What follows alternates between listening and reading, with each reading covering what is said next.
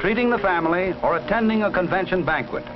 The larger hotels may have as many as 200 cooks in 6 kitchens, anticipating your arrival.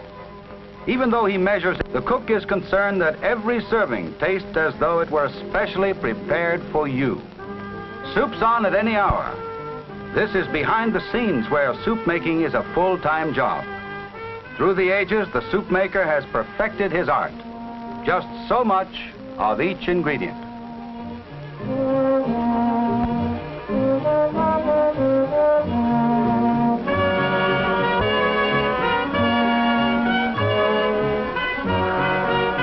A scalding cauldron for each kind of soup you may pick from the bill of fare.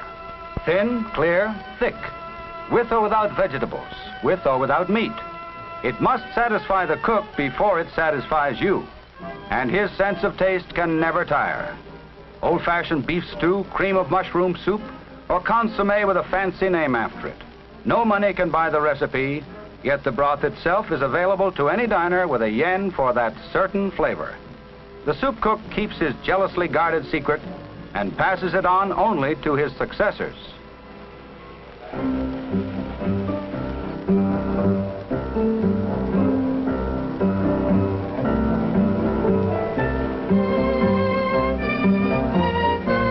So that you may feel like a king in the dining room, tremendous planning, prodigious hard work must go on in the hotel kitchen. To make the meal seem effortless to you is the stock in trade of the hotel worker. You enter the world of the hotel to shed your household chores. In the dining room, you are an actor or an actress. But this is backstage, where there are any number of people working to enable you to put your best foot forward. Perhaps you take the hearts of celery, the mixed olives, the tossed salad, and fresh string beans for granted. But would you also like to try the asparagus with the mysterious sauce, the potatoes with the unpronounceable description, the puree of broccoli, the carrots a la something?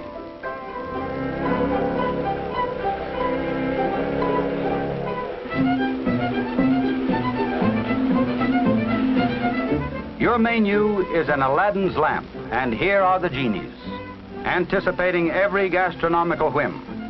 Long experience has taught them how many filet mignon and how many prime ribs of beef with Yorkshire pudding to prepare, how many roast ducklings, how much roast lamb to get ready.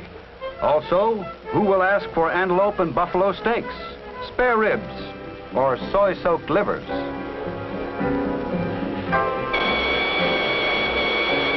In a single day, the Waldorf Astoria in New York will use 6,000 pounds of prime beef and 2,400 Cornish rock hens. Every cut of meat is a specialty with its own cook.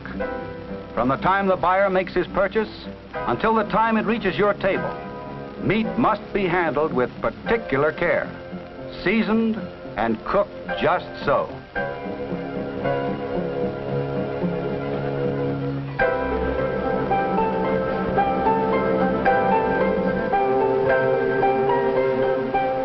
While the cook has perfected his art, he knows that there will be as many different tastes to satisfy as there are people sitting down to dine.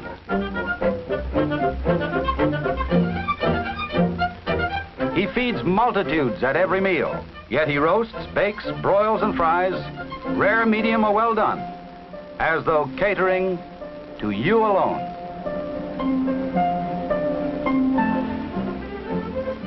Each item of food has its specialist. A large hotel may prepare as much as 2,500 pounds of fish a day, a couple of hundred lobsters, or 1,000 pounds of turtle.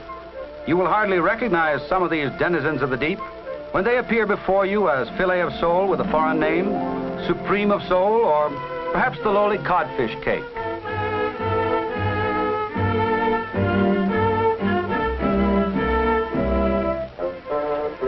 It takes more than cooks to make a banquet. Also behind the scenes, fresh linen is drawn from the hotel's own laundry. As activity in the kitchen reaches its climax, the stage is being set for you by the waiters.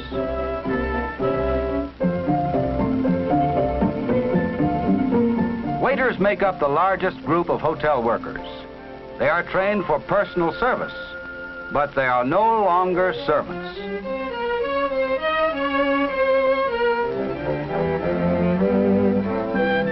In olden times, they would have bowed and scraped.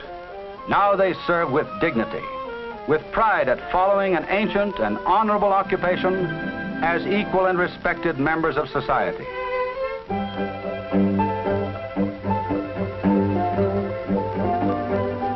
When you come to table, they will do their best to keep you from noticing the work that goes into making your meal enjoyable.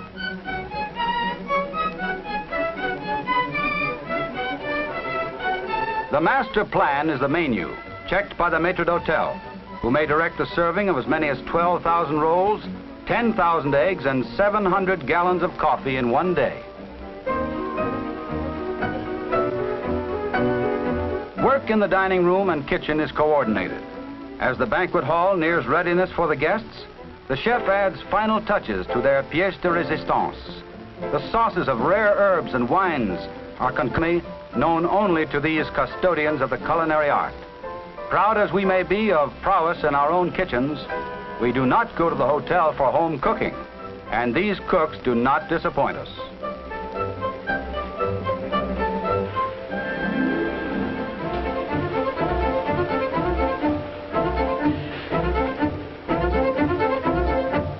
They top their own efforts in the dessert department.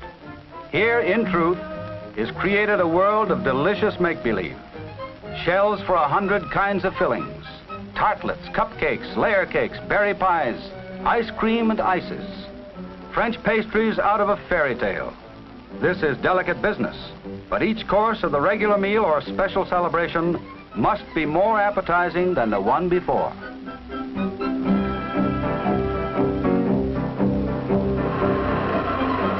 Cream is whipped in vats that would tax the ability of scores of small fry to lick clean. Step by step, a banquet is prepared. Layer by layer, a cake is made. Everything must be ready before the first guest arrives.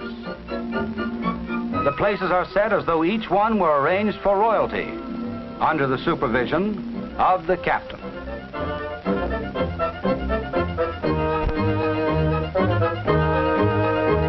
There's a plate and a piece of silver service for each tasty morsel to come from the kitchen.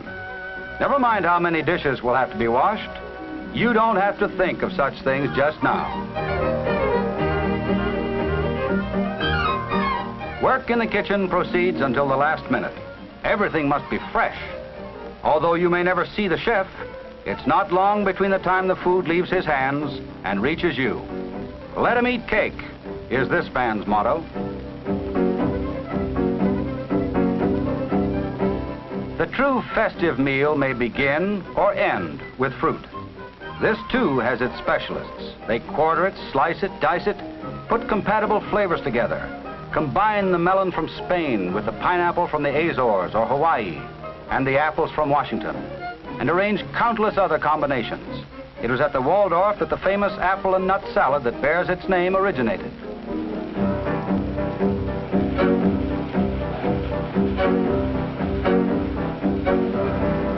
In the poultry section, there are tricks of the trade that could be put to good use at home. The chef has an especially interesting way of arranging the meat so that white, dark, or other choice parts may be selected and served easily. He carves the whole turkey at once, something many of us have enough trouble with ordinarily. Then he fits the slices back together in the shape of the original bird.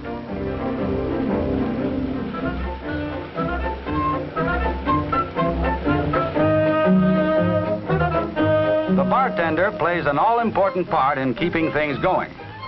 It is in this department that people are apt to be most particular. As many as 2.5 million highballs, 56,000 bottles of rye, 11,000 bottles of bonded bourbon, 42,000 bottles of wine, and 31,000 magnums of champagne may pass over the bar of a big hotel every year.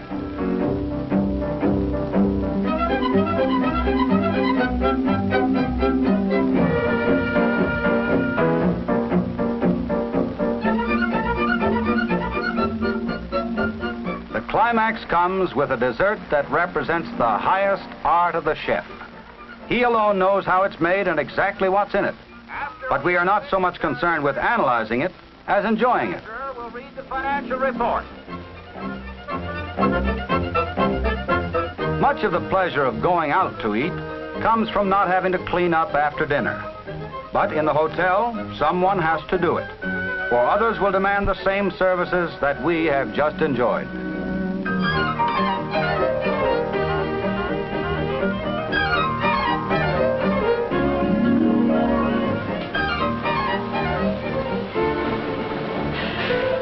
In the kitchen, there are mountains of dishes to be washed. The dishwasher is an indispensable member of the hotel crew.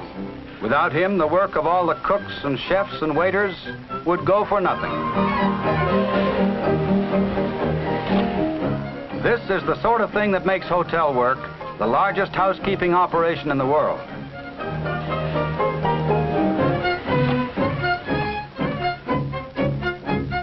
With the final cleaning up of the dining room, the stage is made ready for new actors or for your return.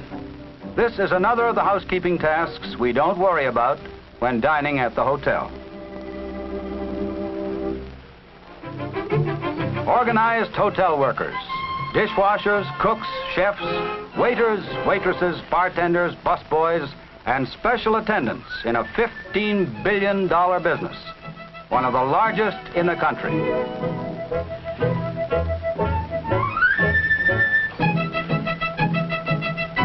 They work night and day in all cities and towns and on all routes of the nation to make life enjoyable for travelers in search of adventure or business, or merely any change in the humdrum routine of living. 400,000 workers in the hotel business invite you to indulge your every desire, no matter how ordinary, nor how seemingly far-fetched.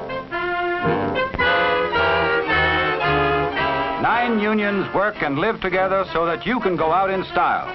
These members of the Hotel and Restaurant Employees and Bartenders International Union are another branch of the great AFL-CIO family. Americans at work for you.